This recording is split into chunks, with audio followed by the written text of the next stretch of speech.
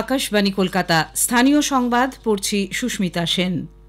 স্বাস্থ্য ও জীবন বীমার প্রিমিয়ামে জিএসটি কমানোর ব্যাপারে মুখ্যমন্ত্রী মমতা ব্যানার্জির প্রস্তাব নিয়ে মন্ত্রিগোষ্ঠী ফের একবার আলোচনায় বসবে। রাজস্থানের জয়সালমীরে গতকাল জিএসটি কাউন্সিলের বৈঠকে সিদ্ধান্ত হয়েছে জিএসটি কমানো হলেই প্রিমিয়ামের খরচ কমবে কিনা তা নিয়ে প্রশ্ন রয়েছে। তাই এ নিয়ে আরও একবার মন্ত্রিগোষ্ঠীর আলোচনা প্রয়োজন। বীমা নিয়ন্ত্রক সংস্থার মতামত এলে তা নিয়ে ফের পরিষদে আলোচনা হবে বলে কেন্দ্রীয় অর্থমন্ত্রী নির্মলা সীতারামন জানিয়েছেন। রাজ্যের দাবি মতো প্রাকৃতিক বিপর্যয়ে পড়া রাজ্যগুলিকে ক্ষতিগ্রস্ত এলাকা পুনর্গঠনে সাহায্য করার জন্য বিশেষ আর্থিক সহায়তা দেওয়া হবে বলে জিএসটি কাউন্সিলের বৈঠকে সিদ্ধান্ত নেওয়া হয়। বৈঠক শেষে কেন্দ্রীয় অর্থমন্ত্রী নির্মলা সীতারামন বলেন, প্রাকৃতিক বিপর্যয়ের পর পুনর্গঠনের কাজে রাজ্যগুলি অতিরিক্ত 1% সেস আদায় করতে পারবে কিনা তা নিয়ে আলোচনার জন্য নতুন একটি মন্ত্রিগোষ্ঠী গঠন করা হয়েছে। পশ্চিমবঙ্গের তরফ থেকে প্রস্তাব দেওয়া হয়েছে সেস বাবদ আয় রাজ্য সরকারই যাতে পায় তা সুনিশ্চিত করা প্রয়োজন। রাজ্যের তরফে অর্থ প্রতিমন্ত্রী চন্দ্রিমা ভট্টাচার্য এই প্রস্তাব পেশ করেন। রাজ্যে জঙ্গি অনুপ্রবেশের ঘটনা নিয়ে কেন্দ্রের স্বরাষ্ট্র মন্ত্রকের উপর দায় চাপিয়েছেন রাজ্যের পুর ও নগর উন্নয়ন মন্ত্রী তথা কলকাতা পুরসভার মেয়র ফিরহাদ হাকিম। কলকাতায় আজ এক অনুষ্ঠানের পর সাংবাদিকদের প্রশ্নের জবাবে রাজ্যের মন্ত্রী ফিরহাদ হাকিম বলেন, যাতে সীমান্ত পেরিয়ে কেউ প্রবেশ করতে না পারে তা কেন্দ্রের স্বরাষ্ট্র মন্ত্রকের বিএসএফকেই দেখতে হবে। আমি অনুরোধ জানাবো স্বরাষ্ট্রমন্ত্রীকে, ন্যাশনাল প্রোটেকশন সেন্ট্রাল গভর্নমেন্টের দায়িত্ব, আমাদের স্বরাষ্ট্র মন্ত্রকের দায়িত্ব, যাতে কেউ পাস ওভার না করে যায় সেটা দেখার দায়িত্ব ওকে, এবং বিএসএফ কে আরো বেশি জোরদার করুন। শুধু রাজনীতি করার জন্য আমি ওখানে বর্ডার খুলে দিলাম, গভর্নমেন্ট কিছু করছেন এটা বলা ভুল। আগে নিজের বিএসএফ কে ঠিক করে যাতে বর্ডার ক্রস করে শুধু টেররিস্ট কেন, কেউ যেন ইলিগাল মাইগ্রেশন আমার বাংলায় না হয়। উত্তর দিনাজপুর জেলায় বনাঞ্চলের পরিবেশ রক্ষায় বিশেষ উদ্যোগ নিয়েছে বন দপ্তর। কুলিক সহ জেলার আরও 11টি সংরক্ষিত বনাঞ্চলে এবার শীতের উৎসবের মরশুমে বনভোজনের উপর কঠোর নিষেধাজ্ঞা জারি করা হয়েছে। গত শুক্রবার এ সংক্রান্ত নোটিশ জারি করা হয় এবং বন দপ্তরের তরফে মাইকে ঘোষণার পাশাপাশি জেলার প্রতিটি সংরক্ষিত বনাঞ্চলের প্রবেশপথের দেওয়ালে ফ্লেক্স এবং পোস্টার টাঙিয়ে বনভোজনের উপর নিষেধাজ্ঞা সংক্রান্ত বিজ্ঞপ্তি জানিয়ে দেওয়া হয়।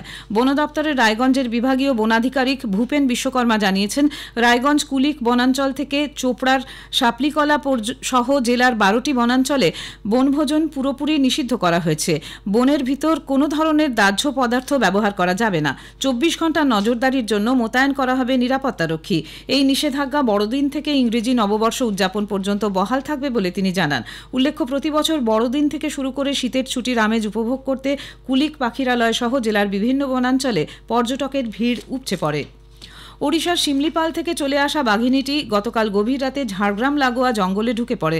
আপাতত বান্দোয়ানের জঙ্গলে অবস্থান করছে সেটি, তবে পুরুলিয়ার বন বিভাগ এ নিয়ে আতঙ্কিত না হওয়ার অনুরোধ জানিয়েছে।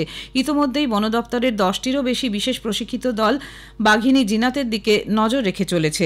বাঘিনীর গলায় রেডিও কলার থাকায় সেটির দিকে স্যাটেলাইটের মাধ্যমে নজরদারি চলছে বলে বন কর্তারা জানিয়েছেন।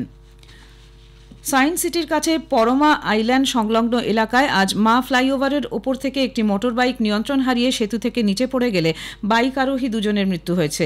পুলিশ সূত্রের খবর, সকাল 6:30 নাগাদ বাইকটি নিয়ন্ত্রণ হারিয়ে গার্ডওয়ালে ধাক্কা মারার পর নিচে পড়ে গিয়ে এই বিপত্তি। আরোহী দুই যুবককে এসএসকেএম হাসপাতালে নিয়ে গেলে চিকিৎসকরা মৃত ঘোষণা করেন। তাদের পরিচয় অবশ্য জানা যায়নি। শীত থেকে বাঁচতে আগুন জ্বালিয়ে তাপ নিতে গিয়ে পুরুলিয়ার রঘুনাথপুরে গতকাল অগ্নিদগ্ধ হয়ে এক প্রৌঢ়ার মৃত্যু হয়েছে। বছর 54 বালিকা বাউরি আদ্রার বড় বাগান গ্রামের বাসিন্দা। আগুনের তাপ নেওয়ার সময়ই অসাবধানতাবশত তার জামা কাপড়ে আগুন ধরে যায়। গুরুতর জখম অবস্থায় রঘুনাথপুর সুপার স্পেশালিটি হাসপাতালে নিয়ে যাওয়া হলে চিকিৎসাধীন অবস্থায় তার মৃত্যু হয়।